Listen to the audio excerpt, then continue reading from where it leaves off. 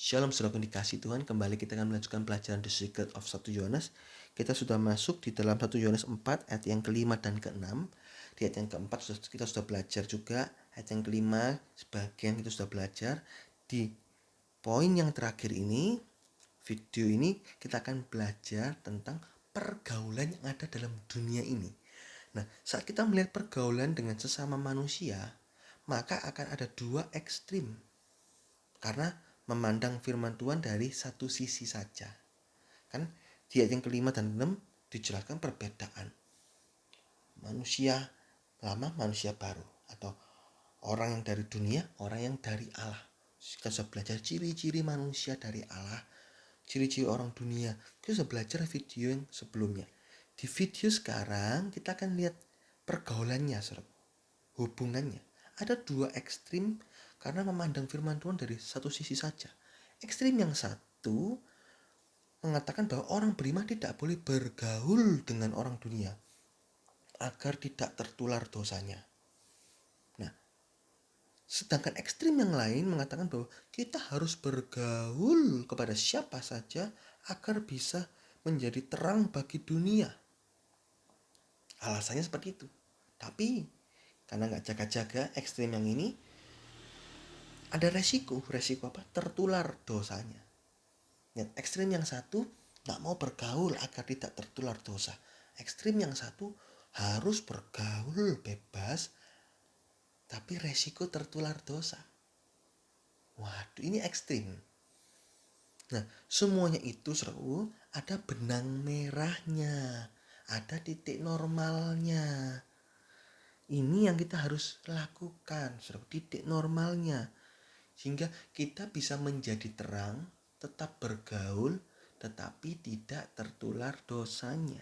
Nah, ada beberapa patokan penting di sini, saudaraku. Di sini ada 7 patokan penting. Kita akan pelajarin supaya di video ini kita bisa ngelihat, oh iya, kita punya gambaran, kita punya guidance, arahan. Bagaimana sih bergaul dalam dunia ini? Kita bisa jadi terang, kita tetap bergaul, berteman, bahkan bersahabat, tetapi tidak tertular dosanya. Saya punya sahabat, orang-orang dunia punya, bukan hanya sekedar teman, tapi sahabat, dekat, tapi tidak tertular dosanya. Ini ada 7 patokan penting. Pertama, kita harus punya prinsip. Pertama, benci dosanya, kasihi orangnya. Yudas ayat 23. Saudara bisa lihat ayat ini di dalam The Secret of Yudas. Kasihi orangnya, benci dosanya. Itu akan mendorong kita untuk menyelamatkan orang berdosa. Kalau kita ngeliat, bau benci aku ambil temanku ini, mesoan, bau benci aku ambil mesoannya ini. Sorry, saya ralat. Bau benci aku sama mesoan temanku ini, mesoannya, kata-kata kotornya, itu yang dibenci. Tapi aku kasihi, aku mengasihi temanku ini. Dia sudah jadi temanku dari SD sampai sekarang. Nah itu, karena ada kasih kepada jiwa-jiwa, kita benci terhadap dosanya, maka kita bisa ngomongi, kita bisa nasihati, kita bisa bersikap tegas. Seringkali saudaraku, dosa-dosanya tidak dibenci, atau mungkin bersikap netral, nggak tegas. Akibatnya apa? Orang beriman turut terseret dosa-dosanya.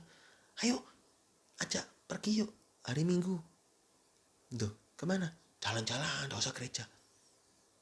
Loh, ya sudah, ya sudah, ya sudah, terus akhirnya ayo ke gereja, males aku ke gereja, males. Loh, dulu kan kamu setia rajin. Loh, keseret. Kenapa kok bisa keseret? Ya itu, karena terlalu netral, gak bersikap tegas. Diajak, harusnya diajak, enggak. Aku ke ibadah dulu. Kalau kamu pergi sama saya, ya mari ini ibadah. Setelahnya ibadah baru kita pergi jalan-jalan. Itu saudaraku, tegas. Seringkali bersikap netral, bersikap acuh tak acuh, bersikap takut, meredupkan pelita. Ya terseret dosanya. Saudara. Kita harus habisi, kita harus cincang dosanya. 1 Samuel 15 ayat 33. Ini dicincang sehingga saat melayani orang kita tidak acuh tak acuh. Karena targetnya tepat. Target kebenciannya tepat. Apa target kebencian? Dosa. Efesus 6 ayat 12. Sebab peperangan kita bukan melawan darah dan daging, tapi melawan penguasa-penguasa, penggulu-penggulu di udara.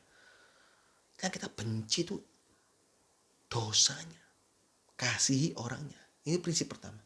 Kalau kita punya prinsip itu, kita bisa bergaul dengan siapa saja tanpa tertular. Karena prinsipnya ini, ada dosa kita benci, enggak. Ayo nonton video porno. Oh enggak. Loh, ayo belajar kelompok. Ya gak apa-apa belajar kelompok. Tapi di tengah-tengah belajar kelompok istirahat nonton video porno yuk. Tidak, aku pulang loh. Kalau kamu ngajak aku nonton video porno, ya sudah aku pulang. Aku enggak mau. Nah, tegas pertama. Kedua, salahkan dosanya. Efesus 5 ayat 11. Ini prinsip kedua, patokan penting kedua. Orang beriman yang mau memenangkan jiwa harus mempunyai garis pembatas roh. Ada garis pembatas. Ini kudus, ini dosa. Jangan melewati ini. Kalau yang dosa melewati ini boleh. Kita seret, ayo seret. Kita di sini toh. Ayo datang ke sini, datang. Oh enggak mau kamu yang ke sini. Oh enggak bisa. Enggak bisa. Aku dekati kamu sampai titik ini. Tek. Aku maju, diajak belajar kelompok maju, sepedaan bareng maju, pergi ke mall bareng maju, enggak apa-apa. Maju. Tapi kalau sudah masuk dalam garis pembatas roh, dikatakan, ayo nonton video porno paling gampang, atau ayo korupsi, tidak. Hanya melewati garis pembatas roh antara suci dan dosa. Kamu ke tempatku, gak apa-apa. Tapi aku tidak mau ke tempatmu. Ini harus tegas. Salahkan dosanya. Kita harus punya batas dengan rohnya, tapi tanpa batas dengan orangnya. Bisa mengerti ini saudaraku? Tanpa batas dengan orang.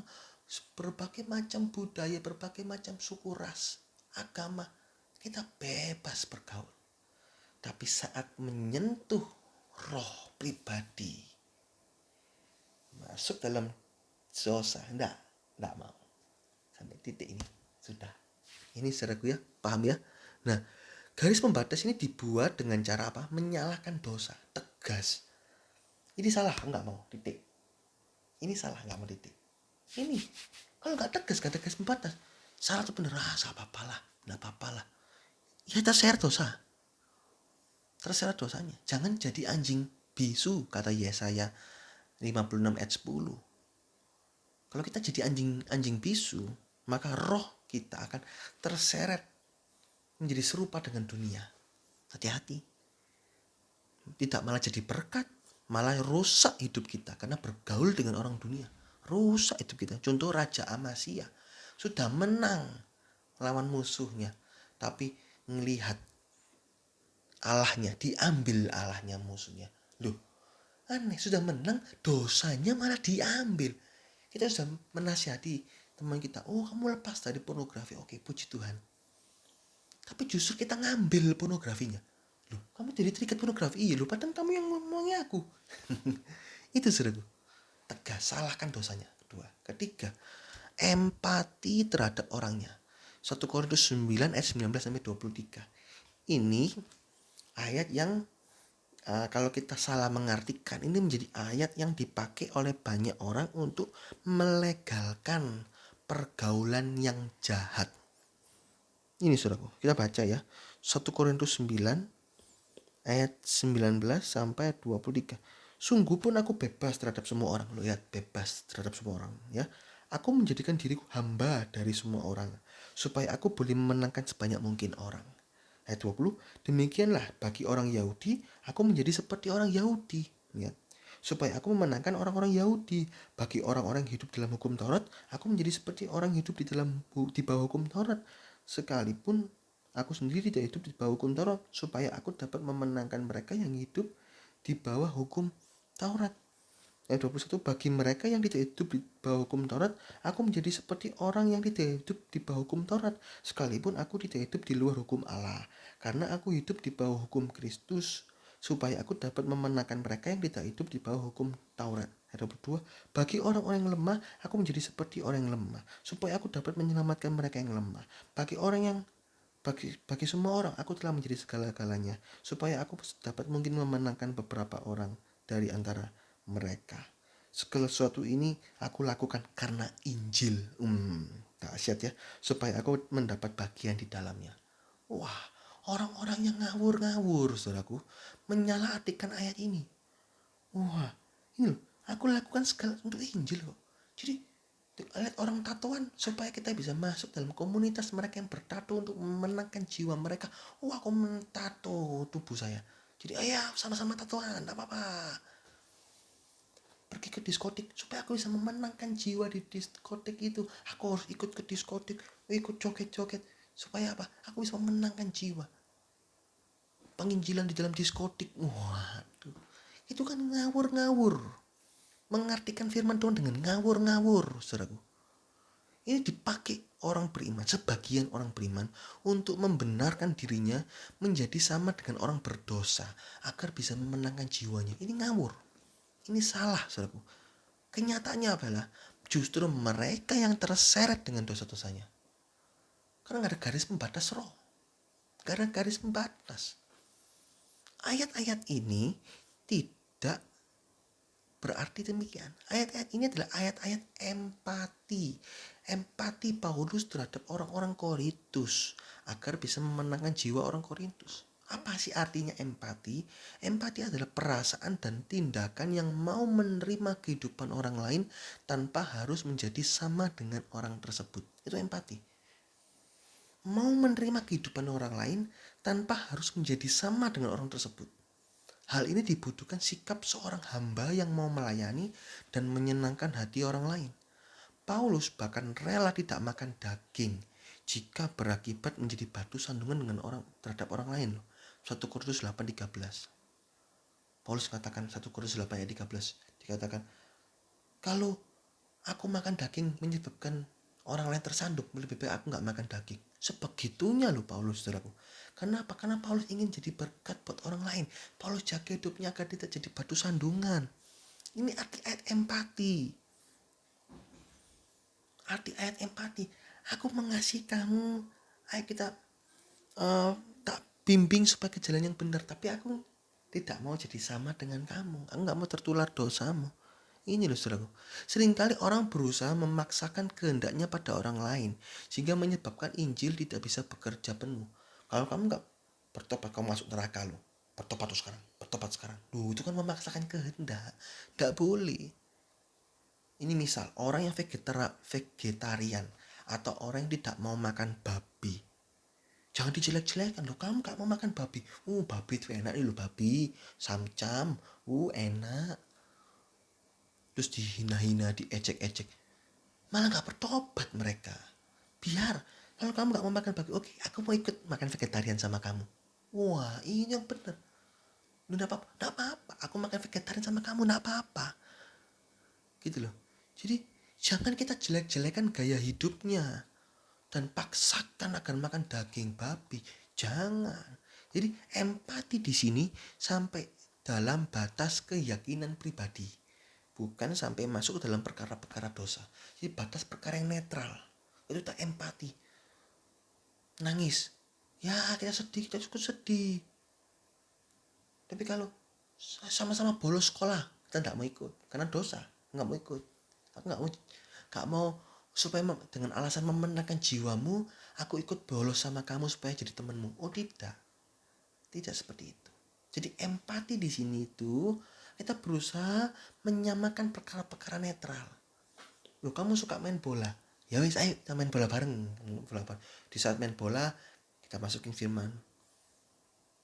Ada kesaksian pada waktu kejuaraan SMA main bola. Ayo doa dulu yuk. Nah, bagus toh. Bagus itu, bisa jadi berkat, jadi terang. Ayo doa dulu yuk. Sampai pada waktu masuk final, kalau nggak salah kesaksiannya itu dikatakan ada orang yang masih mesu-mesu, yang mungkin tak kenal Tuhan, dikatakan kita bisa sampai final nih kalau juga dari Tuhan. Nggak bisa. Kenapa aku bisa berkata seperti itu? Karena ada terang yang bersinar di antara mereka itu ada satu orang yang bersinar jadi terang. Dan orang ini punya empati. Mau masuk sama-sama dalam komunitas bola. Netral, enggak apa-apa komunitas bola. Komunitas yang netral, kita masuk. Di situ kita menjaring jiwa. Tapi kalau ayo diajak ke diskotik, tidak mau. Ya, paham saudaraku ya? Ini tentang empati terhadap orangnya, bukan terhadap dosa. Dosa tegas. Keempat, jangan tutupi pelita. Markus 4 ayat 21. Seringkali dosa-dosa masuk karena orang berdosa merasa kita sama dengan mereka. Karena kita berkumpul atau berteman dengan orang berdosa tersebut ngajak kita berbuat dosa dan kita nggak tegas, akhirnya dosa terseret. Oh, kamu jadi sama kayak aku ya, diseret masuk dalam dosa. Ini loh, sehingga berusaha menularkan dosanya. Jangan tutupi pelita ini loh, aku terang. Orang berdosa itu hidup dalam kegelapan, sehingga perlu terang untuk menyadarkan mereka. Yohanes 3:19. Orang dunia yang berbuat dosa tidak akan mau mendekati terang, bahkan dibencinya. Yohanes 3:20. Jika kita menutupi terang yang kita miliki, maka orang dunia menganggap kita sama dengan mereka, sehingga orang dunia pasti berusaha mengajak kita untuk berbuat dosa. Ini tertular dosanya. Tapi kalau kita tegas, kita punya sinar, aku enggak mau berbuat dosa, sinarku jelas. Mereka kalau nggak mau ya mereka nggak bisa mendekati kita. Aku malas sama kamu nggak asik, nggak apa-apa. Tapi tetap kita terus bimbing, doakan. Sampai mungkin ada masalah kita berusaha masuk, empati kan, masuk. Oh, kamu ada apa masalah? Iya, aku ambil naik kelas. Ayo tak ajarin. Duh, kamu kan yang sering tak hina-hina, tak ecek-ecek. Nggak apa-apa, tak ajarin sampai kamu bisa dapat nilai baik. Kamu kok baik. Puji Tuhan. Tuhan Yesus gak ngajarin membalas jahat dengan jahat, tapi jahat dengan baik. Aku mau percaya Tuhan Yesus. Nah itu saudaraku ya. Jadi jangan tutupi pelita. Lot menutupi pelitanya Lot, sehingga dia mendekati Sodom. Akhirnya jiwanya tersiksa sampai binasa. 2 Petrus 2:7-8. Jika orang beriman menyatakan terangnya, maka dunia tidak akan mau mendekat untuk menularkan dosanya. Selanjutnya adalah kita memakai kuasa Allah untuk menghancurkan kekerasan hati mereka. 2 Korintus 10 ayat 4-5. Sehingga kita bisa mendekati terang itu. Sehingga mereka bisa mendekati terang, mendekati kita. Jadi pastikan terang kita bersinar agar dosa tidak mau dekat-dekat dalam hidup kita. Kelima, pergaulan yang baik merusakkan kebiasaan yang jahat. 1 Korintus 15 ayat 33.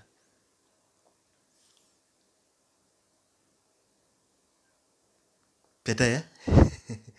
1 Korintus 15 ayat 33 mengatakan, pergaulan yang jahat merusakkan kebiasaan yang baik. Loh, yang kelima kok poinnya kok membalik ayat. Pergaulan yang baik merusakkan kebiasaan yang jahat.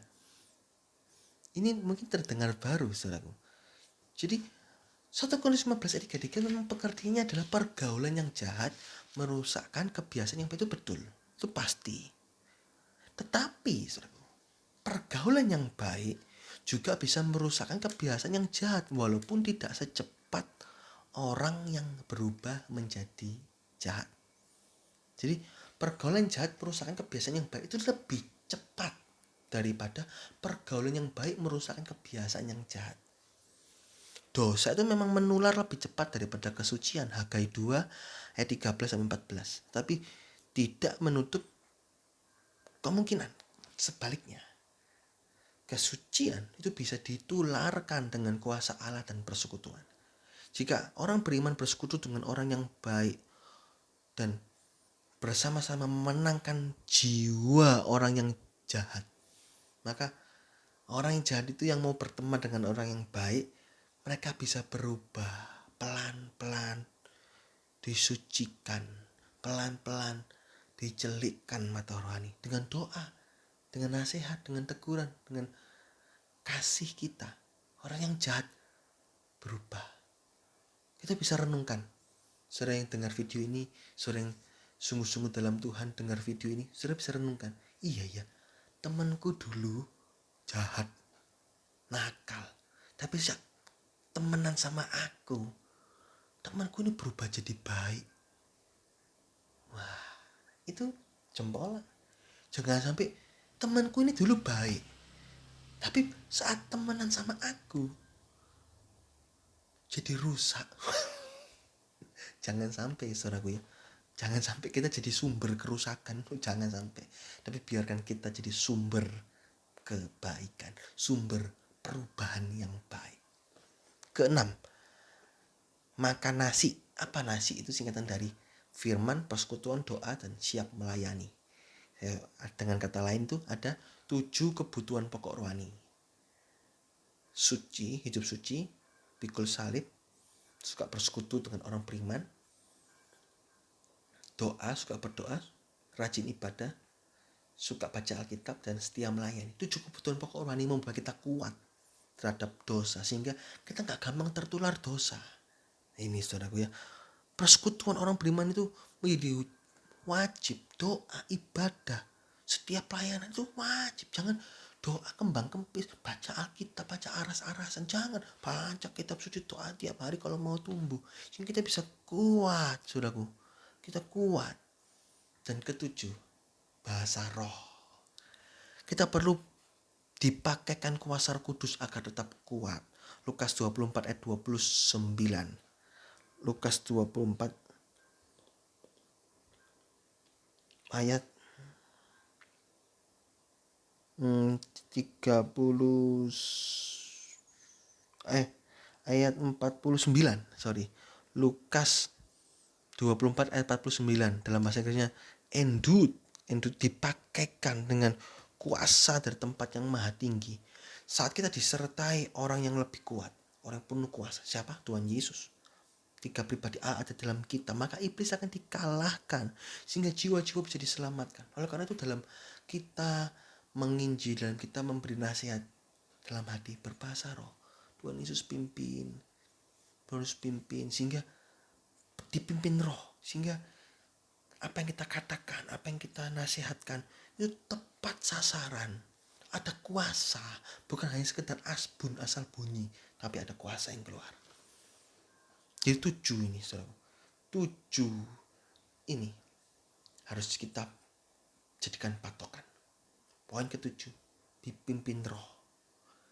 Roh Kudus itu bisa membuat kita punya pemisah yang tegas. Tidak abu-abu, tapi tegas. Ini hitam, ini putih, hitam putih. Gak ada daerah abu-abu. Dipimpin roh. Ya. Nah,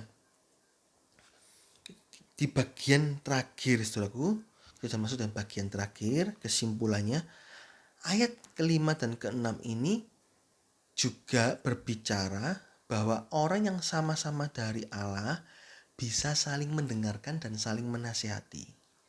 Jika ada yang tidak mau dinasihati kebenaran firman Tuhan, maka patut diragukan apakah benar-benar orang tersebut berasal dari Allah atau sudah terseret arus dunia. Jadi ayat 5 dan ke-6 ini juga berarti bahwa orang-orang yang sama-sama dari Allah tuh bisa saling mendengarkan, saling menasihati.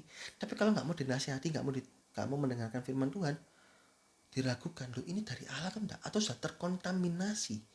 Kalau sudah terkontaminasi dengan dunia, ya kita doakan terus nasihati. Kamu kok dinasihati kok malah marah?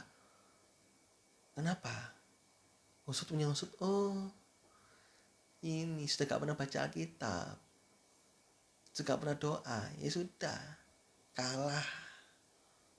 Jadi ayo kembali baca Alkitab, doa, setia ibadah. Nah, itu saudaraku ya. Nah, kesimpulannya adalah saudaraku, ayat ke-5 dan ke-6 ini adalah cara membedakan roh yang benar dan roh yang sesat. Itu di dalam ayat yang ke-6 kalimat terakhir. Yaitu saat kita bergaul dengan seseorang, namun ada penolakan dari roh kita, atau merasa kita ini gak nyambung, merasa hati gak enak, maka kita perlu mengevaluasi lagi pergaulan kita. Kita tetap menolong, menjadi berkat, berteman dengan mereka walaupun tidak mau bergaul dengan dosanya, tetap harus. Selama masih berada pada hal-hal netral, maka tidak masalah berteman. Misalnya belajar kelompok bersama, makan karyawan sekantor bersama, keluar hangout bersama, sepak bola bersama, tidak apa-apa. Jika sudah keluar pada hal-hal yang melawan firman, maka harus tegas ditolak. Misal, setelah makan bersama karyawan dilanjutkan ke diskotik. Oh, saya nggak mau ikut. Nah, itu tegas, saudaraku ya. Harus ditolak tegas. Lebih baik dikucilkan, lebih baik dianggap sombong dalam tanda kutip, lebih baik dianggap pendeta, dianggap nggak gaul, nggak apa-apa, daripada menyedihkan hati Tuhan. Nanti Tuhan akan kirimkan teman-teman yang sama-sama berasal dari Allah, yang bisa saling menguatkan, saling bertumbuh satu dengan yang lain, saling bersekutu. Itu orang-orang yang bisa menumbuhkan rohani kita. Bisa mengerti, saudaraku? Ini penutup bagian yang keempat tentang perbedaan roh yang benar dan roh yang sesat. Video yang akan datang kita sudah masuk bagian yang terakhir, yaitu ajakan untuk mengasihi Allah dan saudara-saudara. Itu di dalam 1 Yohanes 4 ayat 7 sampai 21, saudaraku. Masih ada itu. Dan bagian yang keenam itu bagian penutup. Berarti kurang 2 bagian lagi. Bagian kelima dan bagian yang keenam. Bagian keenam penutup itu di pasal yang kelima ayat 1 sampai 21. Saudara terus berdoa, saudara ulangi video ini. Saudara kalau nggak mengerti, ulangi lagi sampai saudara mengerti ayat-ayat firman Tuhan ini. Dengan diurapi oleh Roh Kudus kita bisa mengerti ayat demi ayat. Kita belajar tuh setapak demi setapak demi setapak, dan memperkaya kita. Kalau kita mengerti firman Tuhan lebih banyak, itu membuat hidup kita bisa lebih terarah, nggak gampang diombang-ambingkan oleh arus dosa dunia ini. Ya, puji Tuhan, Tuhan Yesus memberkati.